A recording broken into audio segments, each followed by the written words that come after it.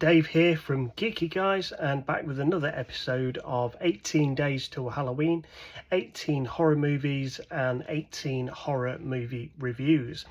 Today I have just watched a 2023 horror film called Late Night with the Devil.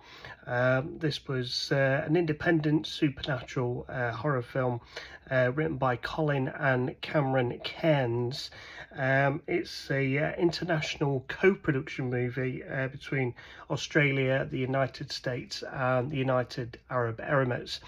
At the start of the film, it kind of gives you the backdrop of the time it's set in, which is in the 1970s, with the war in Vietnam, the fight against communism, issues with, obviously, massive issues with racism, riots, violent crimes, satanic cults, crazy mad cult groups, the Grove, and all the crazy stuff with that's gone on over the years.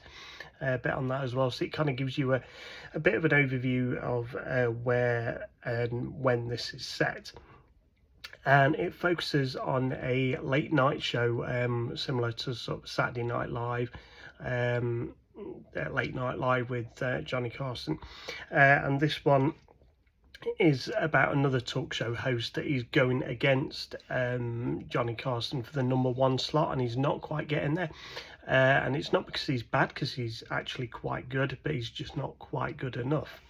And so basically the film follows that he's doing okay. He's got a decent show and it's going all right, just not quite as big as he wants it to be. He wants to be the king of chat, but it's not quite happening for him. And then his life gets turned upside down when his wife passes away, terminally ill and passes away. And there's a thing about when will he or won't he come back. Eventually he does come back. He tries to pick up his career again, and he decides to go for a big show-stopping episode for Halloween in Halloween 1977. So he wants to have this big smash show and wants to try and finally get the ratings that he is looking for, and so he books sort of Halloweeny, spooky, horror type guests for the show. So he's got someone who's a famous medium to come on and do sort of readings with the audience and with the people that work on the show. He's got a guy there who's a skeptic who runs a paranormal research group, who's kind of was an ex-magician and hypnotist, who's now kind of like unveiling charlatans and like showing them up for what they are and showing people how the tricks are done. And he's kind of bought in as the resident skeptic. The big show-stopping event they've got planned is this girl that was taken in by this parapsychologist from this satanic cult that was basically doing terrible things, sacrifices and all that kind of mad stuff. And basically the police come in to try and take them out. They douse themselves in gasoline, burn the centre down where they're practicing these dark arts, and there's one survivor, this girl Lily, who the parapsychologist June takes almost on as a daughter and a study case, to kind of try and work out what trauma she's gone through and try and help her to get her life back. But also she wants to study, because there's still these rumours that there's this entity, this demonic force caught within her still.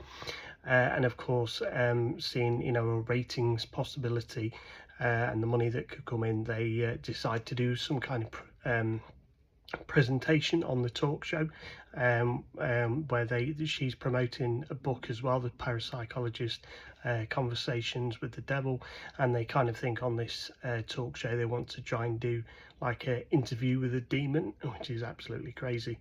They think that's going to be a big showstopper and bring all the viewers in, and obviously it's a bad idea, it's not going to go well, and pretty much I don't think it'd be any spoilers to say it doesn't go quite as expected, but maybe not in the way you think. That's why you've got to watch it. It's not spoiled there saying that. It's a very good movie, very good pacing, doesn't feel slow or boring at any point. The cast are all fantastic, they're all on point. I mean, it's starring in this film, I'll just get a quick go through the main cast. David Dasmalkian, Laura Gordon, Ian Bliss, Faisal Bazzi, Ingrid Torelli, Rhys Ortieri, Georgina Haig, and Josh Kwong Tart. I think Georgina Haig's been in quite a few horror films now, if I remember rightly. That name seems very familiar to me. Yeah, absolutely excellent script by Colin Cairnes and Cameron Cairnes. They direct it as well. It did 16.8 million at the box office, so it did pretty well, and it was released in 10th of March 2023 at SXSW, which is the South by Southwest Film Festival. So yeah, absolutely fantastic film, well worth a watch. It's very much kind of is of an ilk of the talk shows of that time, and it really kind of feels like you're actually watching found footage of a show. It's actually that good. It seems that genuine and that kind of sincere with everything they play. It's so straight. It kind of seems a bit like a found footage film, and I think that was kind of what they were going for. Yeah, it's absolutely brilliant. The host of the show is Jack Delroy, and the show that he hosts is called Night Owls. So it's like a 12 midnight show onwards, like a late show. He's played by David Dasmalkian, and yeah, it's a very, very, very good film.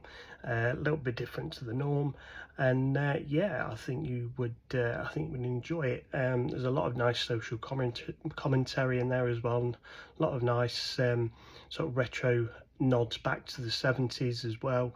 And the type of people that worked on those shows. But yeah, it's a lot of fun. There's some chilling, horrible bits as well. It's not probably the most gory film or anything like that, but it's definitely some shocking moments that do catch you off guard. And I'd have to say it's a very good, fun, well put together, well made movie. Give it a watch. Let us know what you think.